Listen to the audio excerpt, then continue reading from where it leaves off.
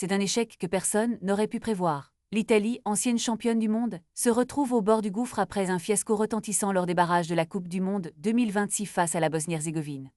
Le score de 1-1 lors du premier match a laissé entrevoir un espoir, mais la terrible défaite de 4-1 au tir au but a fait plonger le pays dans un abîme de désillusion. Gianluigi Donnarumma, le gardien emblématique de la nationale, a exprimé sa douleur et sa tristesse face à cet échec cuisant.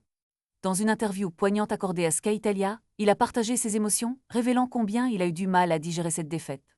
Les premiers jours, j'ai eu beaucoup de mal à digérer, a-t-il confié, en évoquant les jours sombres qui ont suivi la défaite. Malgré la douleur ressentie, Donnarumma insiste sur la nécessité de se relever et de poursuivre. Il faut réagir, a-t-il martelé, soulignant que tous les Italiens partageaient le même désir de voir leur équipe briller sur la scène mondiale. Ce n'est pas seulement une question de football, mais un véritable symbole de fierté nationale. Le portier de Manchester City, qui a déjà connu des succès remarquables, rappelle que l'Italie a encore des choses à accomplir. L'importance de continuer à se battre pour retrouver la grandeur perdue est un message fort qu'il souhaite transmettre. L'Italie, qui manquera le mondial pour la 3e fois consécutive, doit maintenant se reconcentrer et se préparer pour l'avenir.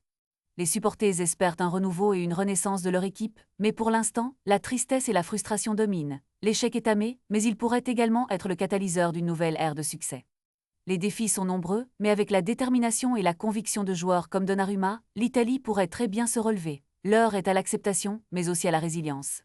L'Italie est un pays qui vit et respire le football, et cette passion ne doit pas s'éteindre si facilement. Le chemin vers la rédemption est long, mais la volonté de revenir au sommet est plus forte que jamais.